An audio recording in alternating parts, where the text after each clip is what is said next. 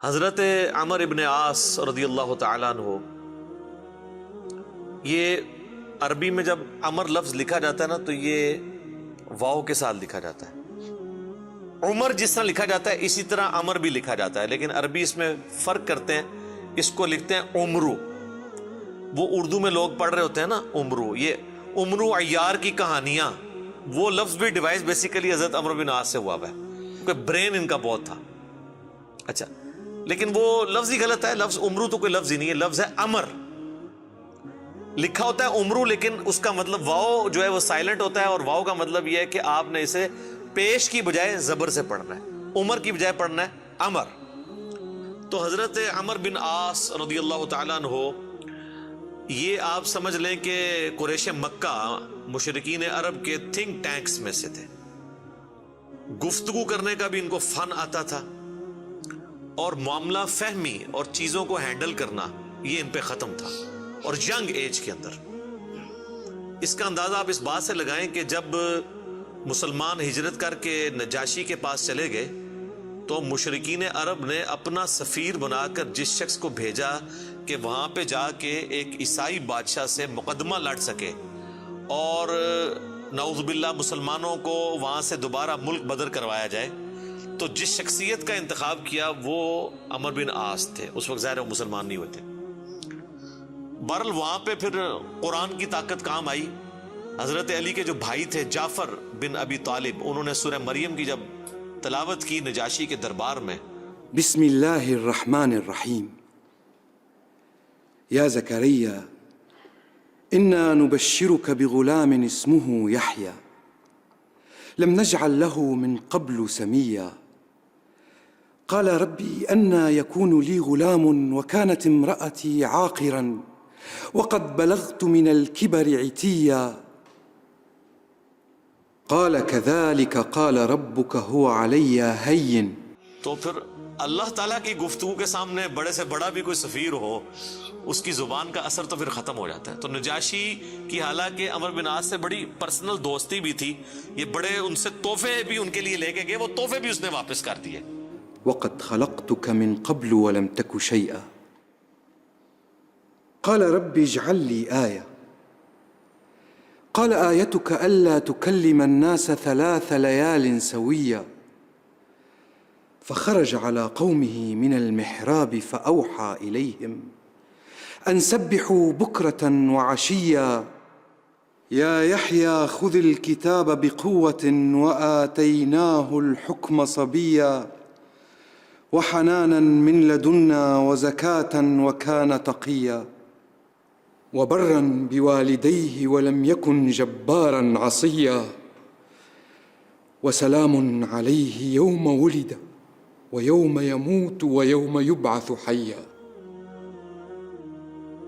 اس نے کہا بھائی لے جاؤ، تم سونے کے اگینسٹ بھی ان کو تولو نا تو میں تب بھی تمہیں یہ واپس نہیں کروں گا، ٹھیک ہے۔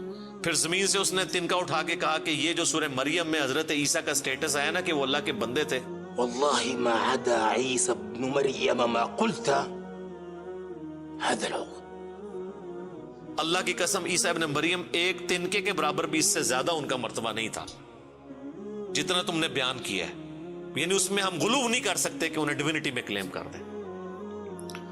یہ سمجھدار لوگ تھے، یہ وہاں سے مایوس ہوئے۔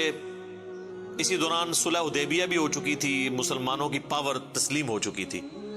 تو حضرت خالد ابن ولید اور عمر بن عاص یہ دونوں بڑے جگری یار تھے، ایک بڑا بہترین پلانر تھا اور دوسرا بہت بڑا جنگجو تھا۔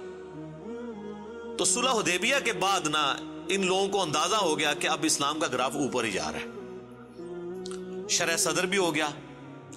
خالد ابن ولید کا ایک بھائی تھا ولید ابن ولید، وہ مسلمان پہلے ہی ہو چکا ہوا تھا۔ تو وہ بھی کچھ اثر تھا خالد بن ولید کے اوپر کہ وہ اتنا بزدل تھا، اور مسلمان ہونے کے بعد اتنا وہ طاقتور ہو گیا کہ اس نے مشرکین عرب کے قافلے لوٹنا شروع کر دیے۔ تو وہ اپنے دوستوں میں فخر کرتے تھے، حالانکہ ہے دشمن تھے لیکن کہتے تھے یار بہادر تھے، پھر نکلے نا میرا بھرا۔ یہ سارا کچھ نا عمر سیریز کے اندر انہوں نے فلمایا ہوا ہے۔ يضحكك ما حقه أن يبكيك؟ الوليد أخي الوليد ما علمت له عزما قبل اليوم، أجل والله إني لأنكر عمله وأفخر به. كيف يجتمعان؟ يجتمعان. تو حضرت عمر بن عاص جو ہیں وہ سمجھدار آدمی تھے، انہوں نے سمجھ لیا خالد بن ولید سے ملاقات ہوئی اور بائی چانس وہ حبشہ سے آ کے مدینہ شریف جا رہے تھے اسلام قبول کرنے، اور یہ مکے سے مدینہ جا رہے تھے. خالد إنك والله عمرو. راستے میں ملاقات ہو رہی اور دونوں ایک دوسرے کو بتانے کے لیے تیار نہیں ہو رہے کس لیے جا رہے ہیں. لیکن پھر جب گپ شپ ہوئی تو اندازہ ہوا، تو حضرت خالد نے کہا کہ بھئی مجھے لگتا ہے کہ یہ اللہ کے پیغمبر ہیں، اللہ کی غیبی تائید ہے ان کے ساتھ. أجب أنت، ما أخرجك؟ يا أبا عبد الله، والله لقد استقام المنسم، وإن الرجل لنبي، أذهب إليه فأسلم. وذلك الذي أخدمني. تو عمر بن عاص کہتے ہیں کہ مجھے بھی لگتا ہے ایسے. تو پھر کیا ارادہ ہے؟ تو کہتے ہیں ہم ان کی بیعت کر لیتے ہیں، اسلام قبول کر لیں. تو پھر انہوں نے اسلام قبول کیا. پھر نبی علیہ السلام نے ان کے ساتھ بڑی شفقت بھی فرمائی. کئی ایک چھوٹی مہمات کے اوپر بخاری مسلم میں آتا ہے کہ عمر بن عاص کو آپ نے کسی ایک خاص لشکر کا امیر بھی بنا کے بھیجا. اور پھر سیدنا عمر کے دور میں جنگ یرموک کے اندر بھی یہ جو بڑے بڑے چند کمانڈر جو تھے حضرت ابو عبیدہ ابن جرح کے ساتھ، ان میں عمر بن عاص بھی شامل تھے. جنگ یرموک انہوں نے لڑی ہوئی ہے، رومن امپائر کے خلاف جو فیصلہ کن جنگ تھی. اس کے بعد پھر جب مصر کے فتح کرنے کی باری آئی تو مصر کے اوپر تو حضرت عمر بن عاص کو ہی بھیجا تھا حضرت عمر نے. تو یہ فاتح مصر بھی ہیں. سعد ابن ابی وقاص فاتح ایران ہیں اور یہ ہے فاتح مصر. اور جنگ یرموک میں بھی ابو عبیدہ ابن جرح کے ساتھ یہ رہے ہیں رضی اللہ عنہم اجمعین وعلیہم السلام اجمعین. تو یہ ان کی زندگی کے اندر یہ اتار چڑھاؤ والا معاملہ رہا. لیکن پھر وقت گزرنے کے ساتھ پھر بعض اوقات انسان کے اوپر ایسے معاملات زندگی میں آ جاتے ہیں. ہم کیوں بار بار بات کرتے ہیں کہ ربنا لا تزغ قلوبنا بعد اذ ہدیتنا وہب لنا من لدنک رحمہ انک انت الوہاب. آمین. ڈر تو لگا رہنا چاہیے ہر وقت. وہ مشہور حدیث جو بخاری اور مسلم دونوں میں ہے، میں یقین کریں جب بھی وہ حدیث پڑھتا ہوں نہ کانپ اٹھتا ہوں. عقبہ بن عامر کہتے ہیں کہ نبی علیہ السلام نے اپنی وفات سے 1 مہینہ پہلے غزوہ احد کے شہداء کے قبرستان میں جا کے نماز جنازہ پڑھی اور وہیں پر ہمیں خطبہ دیا. اچھا، اس حدیث کے اینڈ پہ بڑے دردناک الفاظ ہیں. عقبہ بن عامر کہتے ہیں یہ آخری دفعہ میں نے نبی علیہ السلام کا دیدار کیا تھا، اس کے بعد میں نے حضور کو کبھی نہیں دیکھا. عقبہ بن عامر کہتے ہیں یہ والا جو خطاب ہوا تھا غزوہ احد کے شہداء کے اوپر، تو اس میں آپ علیہ السلام نے فرمایا کہ دیکھو مجھے اپنے بعد تم سے یہ خطرہ نہیں ہے کہ تم شرک میں مبتلا ہو جاؤ، مگر مجھے ڈر ہے کہ تم دنیا کے مال میں پھنس جاؤ گے، پھر ایک دوسرے کو قتل کرو گے جس طرح اگلی قوموں نے کیا، اور تم بھی تباہ و برباد ہو جاؤ گے جس طرح اگلے. یہ پچھلے دنوں میری ایک ویڈیو بھی ریکارڈ ہوئی ہے، مجھے تم سے شرک کا خدشہ نہیں. یہ حصہ نکالا ہوا ہے اس میں سے.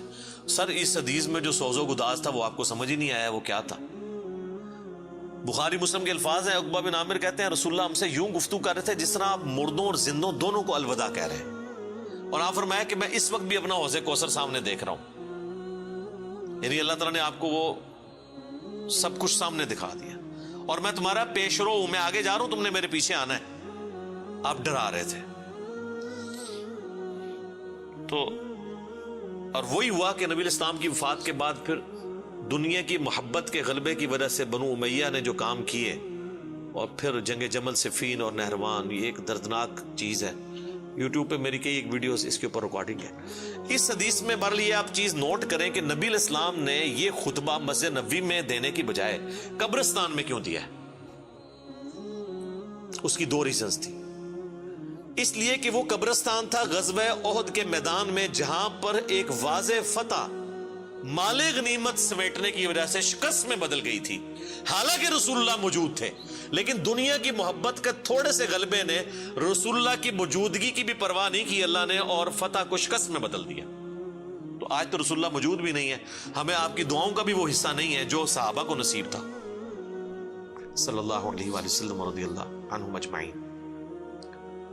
اور دوسرا نبی علیہ السلام یہ میسج دینا چاہ رہے تھے کہ غزوہ احد میں وہ لوگ اس قبرستان میں دفن ہیں جنہوں نے محنتیں کی ہیں اور پھل ملنے سے پہلے ہی وہ اسی فقر کی زندگی میں دنیا سے چلے گئے. حضرت حمزہ ابن عبد المطلب نے تو اسلام کا گولڈن پیریڈ نہیں دیکھا نا، ان تو قربانیاں دی ہیں نا. آپ اس سے اندازہ لگائیں، یہ میرا اجتہاد ہے اور یہ درست ہے کہ اگر رسول اللہ کی وفات کے وقت حضرت حمزہ زندہ ہوتے تو پہلے خلیفہ وہ بنتے، کیونکہ غزوہ بدر اور احد کے اندر نبی علیہ السلام نے آرمی چیف ان کو بنایا تھا. ابو بکر، عمر، عثمان و علی ان کے انڈر تھے.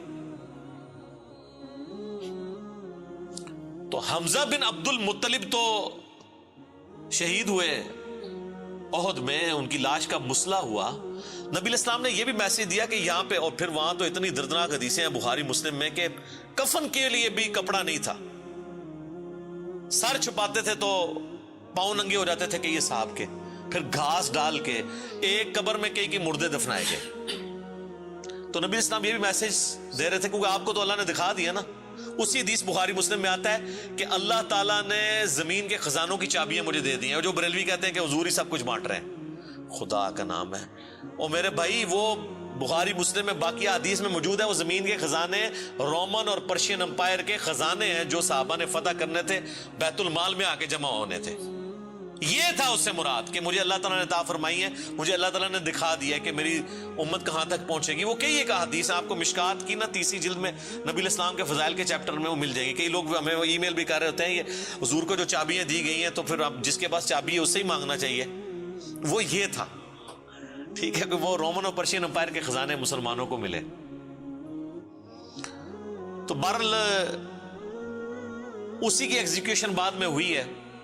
اور حضرت عمر بن عاص بھی اس، یعنی آپ سمجھ لیں سسٹم کا کسی درجے تک حصہ بنے. اور یہ میں ان پہ کوئی فتویٰ نہیں لگا رہا، وہ خود مانتے تھے کہ میرے ساتھ ایسا معاملہ ہوا. مجھے حضرت عمر بن عاص سے یہ چیز یاد آئی.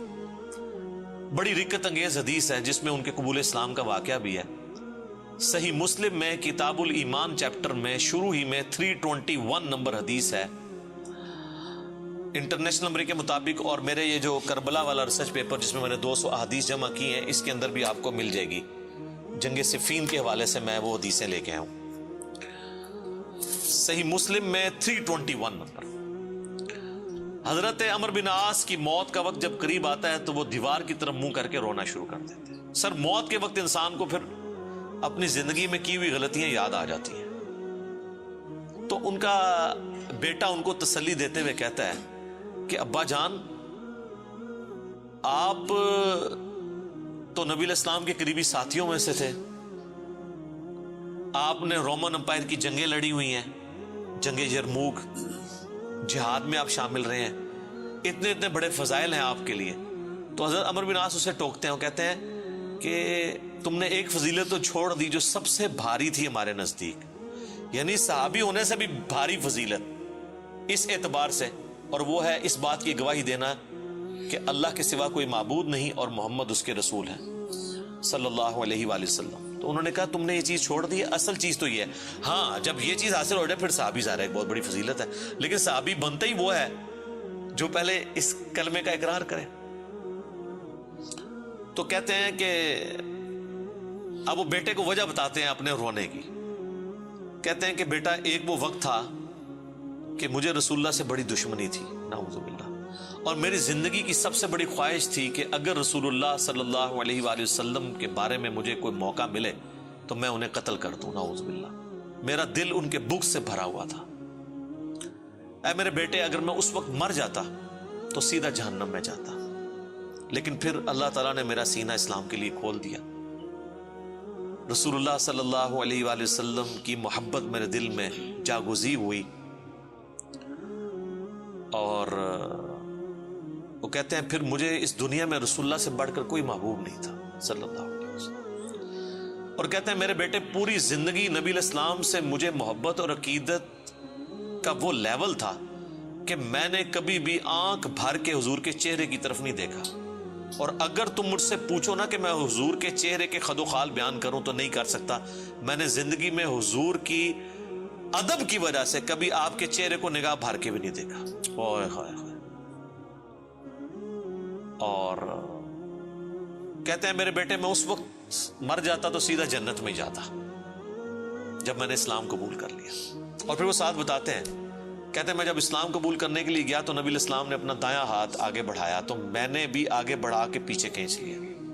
اور میں نے کہا یا رسول اللہ پہلے مجھے گارنٹی دیں کہ میرے پچھلے سارے گناہ معاف ہوں جو میں نے اسلام کے خلاف کیے ہیں.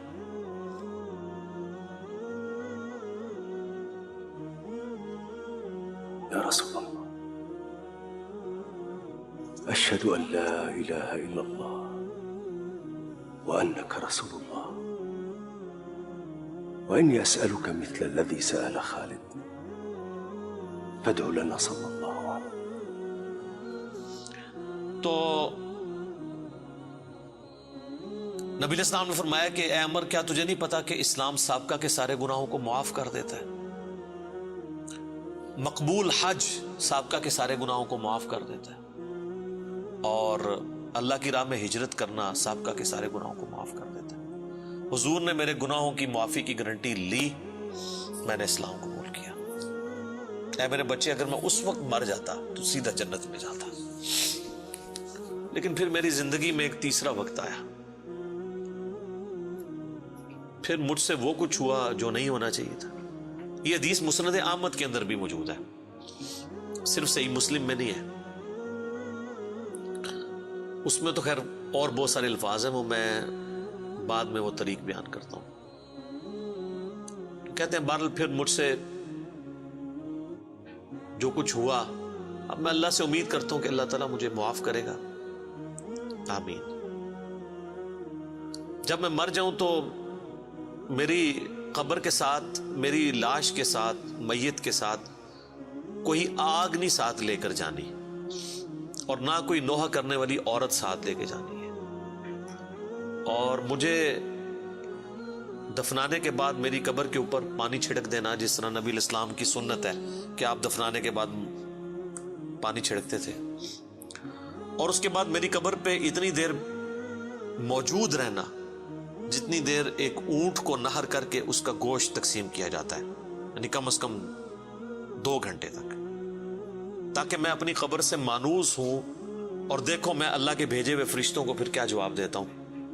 یعنی اس سے حضرت عمر بن عاص نے یہ بھی عقیدہ دیا کہ اسی زمینی قبر کے اندر حساب و کتاب ہوتا ہے, لیکن اس کو کوئی دیکھ نہیں سکتا. یعنی اگر ایگزیکٹ آپ کیمرہ فٹ کر دیں تو یہ جو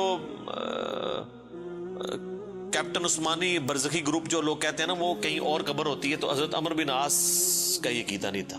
یہ حدیث ان کے گلے کا کانٹا ہے, جب وہ ہم پیش کرتے ہیں وہ کہتے ہیں عمر بن عاص کا تو ذہنی توازن آخری وقت میں بگڑا ہوا تھا, وہ تو بہکی بہکی باتیں کر رہے تھے, کیونکہ ان کے لیے تو وہ جو بھی باتیں حضرت علی کی فیور میں جائیں وہ بہکی بہکی ان کو لگتی ہیں نا.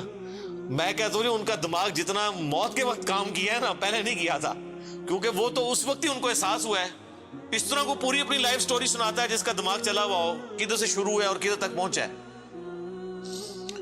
اچھا یہ حدیث مسند احمد میں بھی آتی ہے, اس میں جو ہے نا الفاظ ہیں کہ وہ گھبراہٹ کی وجہ سے نا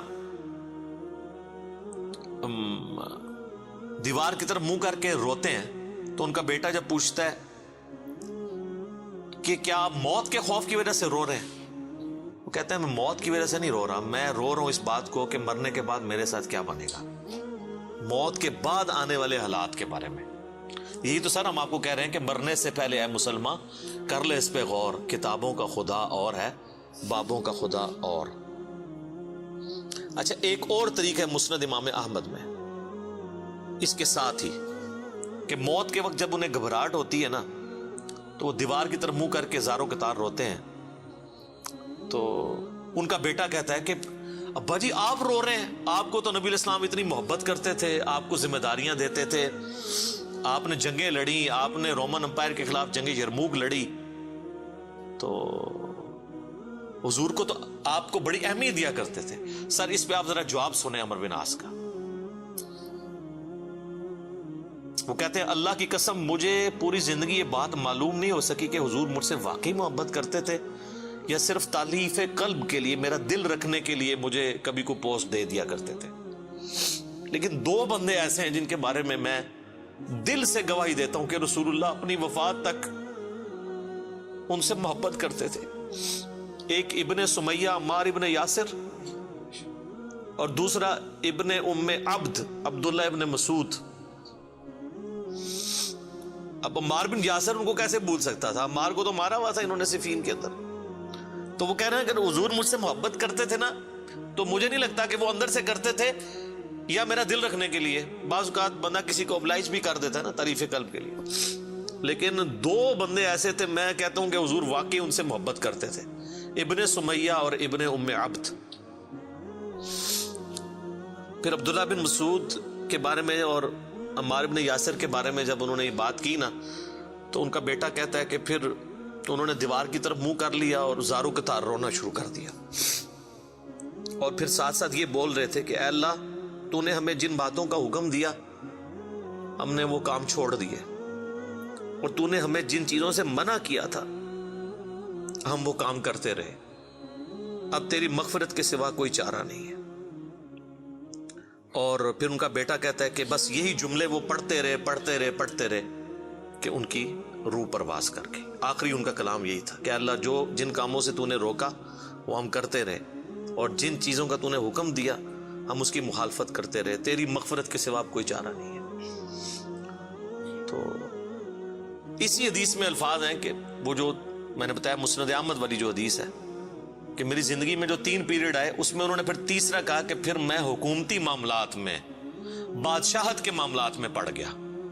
صحیح مسلم میں تو ایمبیگوس الفاظ سے، مسند احمد والے طریق میں ہے کہ میں بادشاہت سے جا ملا، یعنی وہ ملوکیت والا وہ جو معاملہ تھا وہ اسی کو ہی رو رہے تھے۔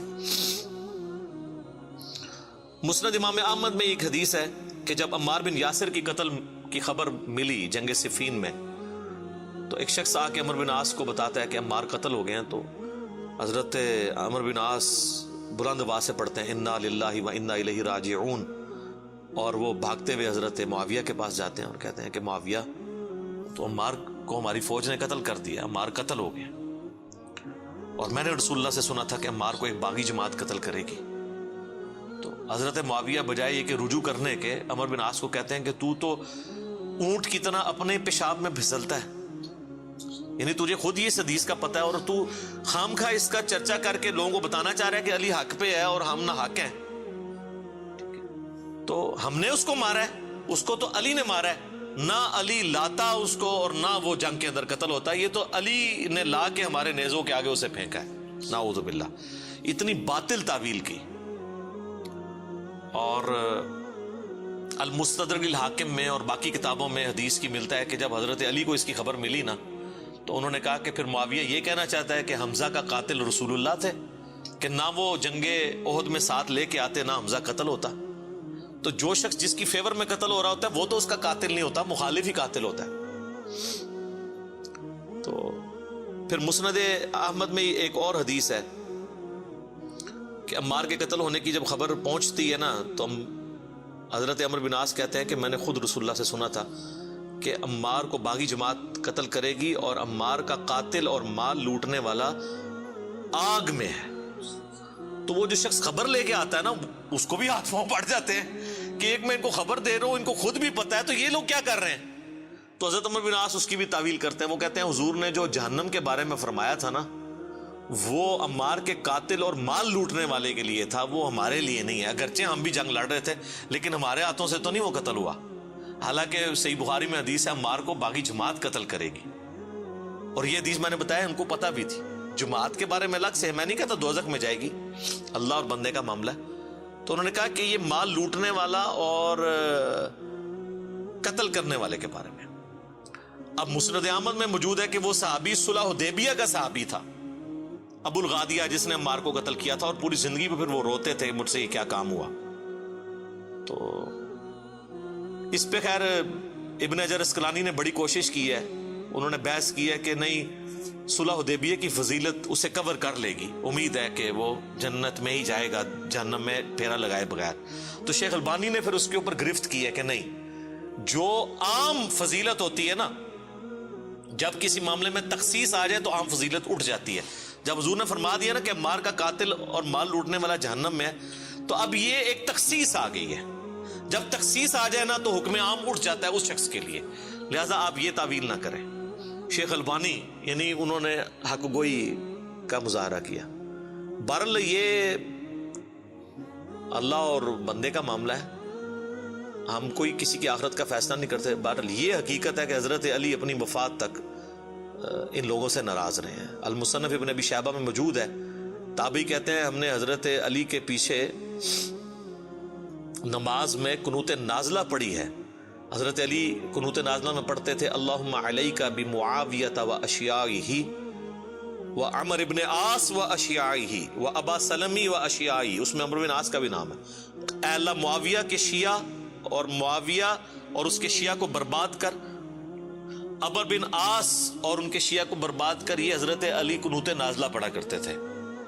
اچھا انہوں نے اردو میں ترجمہ کیا ہے اے اللہ معاویہ اور اس کے شیعہ کو سنبھال لے.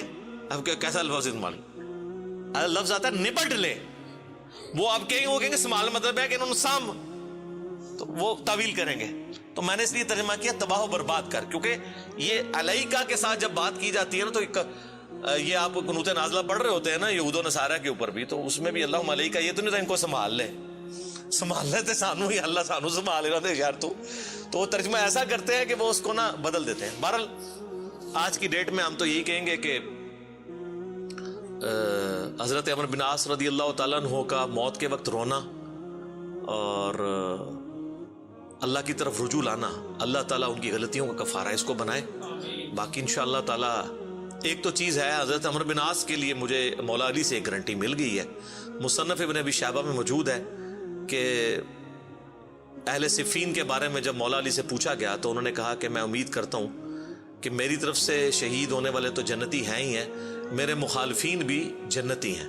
پھر قیامت والے دن اللہ کی بارگاہ میں معاملہ میرے اور معاویہ کے درمیان طے ہوگا. تو میرے خیال ہے حضرت عمر بن عاص کو مولا علی نے پھر قنوت نازلہ کے بعد یہ فرما کے نکال دیا، اور آپ دیکھ لیں وہ روئے بھی بہت ہیں آخری وقت میں.